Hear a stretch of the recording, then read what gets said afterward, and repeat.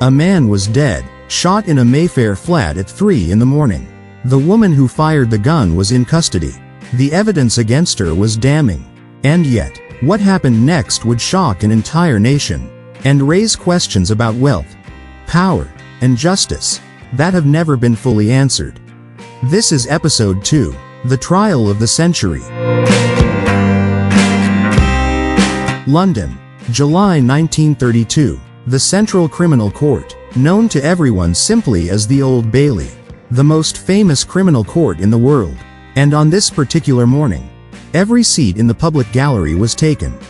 Society ladies in their finest clothes, journalists with sharpened pencils, members of parliament, curious members of the public who had queued since before dawn for the chance to witness what everyone was calling the trial of the year. They had all come to see one person, Elvira Barney. She entered the dock dressed entirely in black, 2 large white flowers at her waist, pale, composed, beautiful in the way that only truly reckless people sometimes are, as though the danger of her situation had sharpened everything about her. She looked at the packed courtroom, and she did not flinch.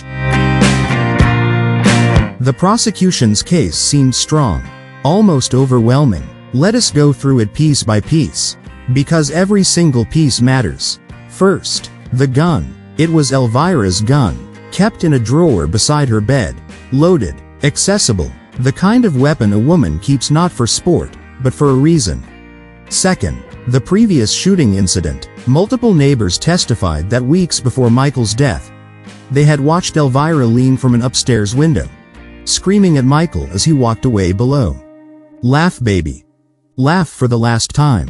And then she had fired, in the direction of a man she was supposed to love. Third, the words heard on the night of the shooting. A witness testified clearly, unambiguously, that just before the fatal shot was fired, they heard Elvira's voice screaming, "I will shoot you, not, I will shoot myself, you." Fourth, the pathologist's report. Sir Bernard Spilsbury, the most respected forensic pathologist in England, examined Michael Stevens' body.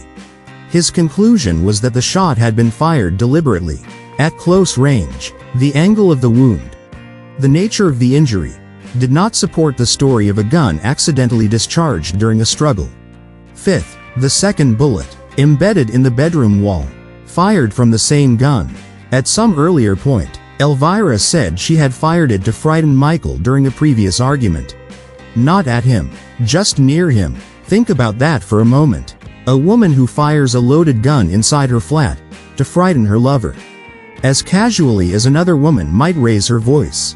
Taken together, these 5 pieces of evidence painted a picture of a volatile, dangerous woman. A woman who had threatened to kill, who had fired a gun at or near a man she was jealous of, and who had, on the night of the 31st of May, done exactly what she had threatened to do. That was the prosecution's case, and by the standards of the time, it should have been enough. But standing between Elvira Barney and a murder conviction was one of the most brilliant defense lawyers in England. Sir Patrick Hastings, a man who had built his entire career on turning impossible situations into acquittals. A man who understood not just the law, but human psychology. Who understood juries, who understood exactly what a jury of 12 ordinary English people would, and would not, be willing to believe. And Sir Patrick Hastings had a plan. His strategy was elegant in its simplicity. He would not attack the witnesses directly.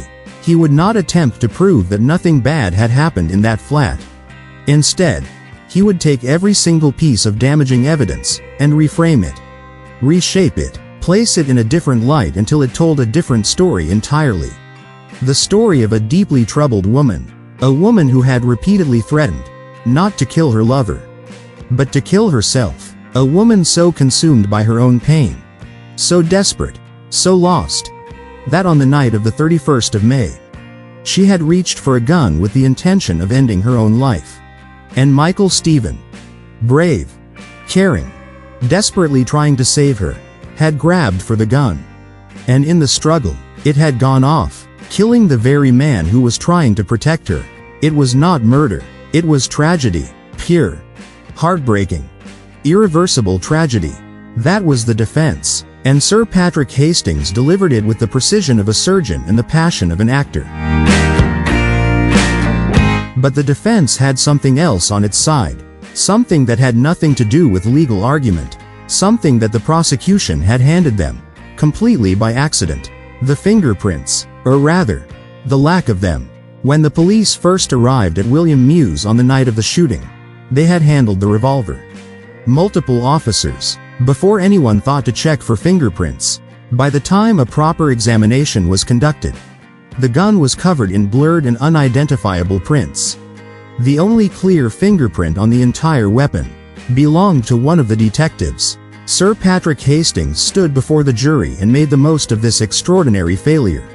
He told them simply and clearly, had the police done their job properly that night, had they preserved the evidence as they should have done, the fingerprints of Michael Stephen might have been found on that trigger. Proof that he had been holding the gun when it fired. Proof that supported every word of Elvira's account. But they hadn't, and now, no one could ever know. The prosecution had handed the defense a gift, and Sir Patrick Hastings used it brilliantly. Then came the moment the entire courtroom had been waiting for. Elvira Barney took the witness stand. Every eye in the Old Bailey was fixed on her. Every pencil was poised. Every breath was held. This was the moment that would decide everything. A defendant who falls apart under cross-examination hands the prosecution the case on a plate. A defendant who holds their nerve, who tells their story clearly, who makes the jury believe them, can walk out of that courtroom a free woman. Elvira Barney held her nerve. She was restrained. She was composed. She told her story quietly and consistently. She did not embellish. She did not overplay her emotion. She simply told them what she said had happened. That she had been desperate. That she had wanted to die. That Michael had tried to save her. And that the gun, in the struggle between them, had gone off. Under cross-examination, she was tested hard. And she was not broken. Upon the whole, wrote Sir Patrick Hastings afterwards, she was not much shaken. 7 words. That may have saved her life. The jury retired. The courtroom waited. And when the jury returned, the foreman stood and delivered a verdict that sent shockwaves through the entire country. Not guilty. The public gallery erupted. Applause. From the society ladies who had come to watch. From the people who saw in Elvira Barney one of their own. A woman of their class. A woman who deserved, who had always deserved, to be protected. But not everyone in that courtroom was applauding. In the gallery, one man stood absolutely still, his face white with fury, his hands clenched, his whole body rigid with a grief and an anger that had been building since the moment he heard that his brother was dead. Francis Stephen, Michael's elder brother. He looked at the jury, and he spat at them. He had to be physically removed from the courtroom by police. Outside, the crowd that had gathered was so large, so volatile, that mounted police were required to disperse them. And Elvira Barney slipped away under cover of darkness, free. The judge himself, Sir Travers Humphreys, one of the most distinguished legal minds in England, would write about this case years later. He was careful with his words, diplomatic, but reading between the lines of what he wrote, the picture that emerges is troubling. He believed that the charge of manslaughter had been handled incorrectly by the prosecution. He suggested that even if the jury accepted Elvira's account of attempted suicide, the death of Michael Stephen could still have constituted an unlawful killing.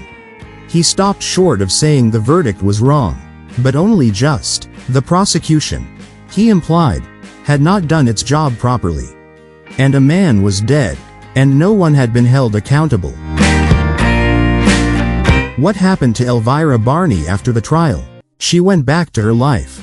Or tried to. But the life she went back to was a diminished one. The glamour had gone. The parties continued, but they were seedier now. The clubs she frequented were darker. The people around her less distinguished. She drank more. She aged faster than she should have. She was pointed out in bars and clubs. "That's Mrs. Barney," said in a tone that was part fascination, part contempt. She went to Paris. She went to America. She tried to outrun the story that followed her everywhere she went. She could not. On the 25th of December 1936, just 4 years after the trial that made her famous, Elvira Barney was found dead in a Paris hotel room. She was 32 years old. The official cause of death was heart failure. She died alone, far from the Mayfair flat where a young man had bled out on the stairs. Far from the courtroom where 12 men had decided she was not guilty. Far from the father whose money and connections had, many believed, kept her from the gallows. Alone, in a city that did not know her name. Was Elvira Barney guilty? The jury said no. The judge had his doubts. The brother of the dead man was certain enough to spit his answer across a courtroom. The truth, as so often in cases like this one, died with the people who knew it. What we are left with is a story about a world in which justice was not blind. In which the scales that were supposed to weigh guilt and innocence equally were weighted, quietly, invisibly, by wealth and class and connection. A man with no money, no family influence, no powerful father, died on a staircase at 3 in the morning, and the woman who held the gun walked free. Make of that what you will. This has been the story of Elvira Barney on Story Hour USA. If this story made you think, if it made you angry, if it made you question everything you thought you knew about justice, then leave a comment below. Tell us what you think. Was it murder? Was it an accident? Or was it something in between? That a brilliant lawyer and a wealthy father turned into an acquittal? Subscribe to Story Hour USA, because the stories we tell here are not comfortable. They are not easy, but they are true. And the truth is always worth hearing.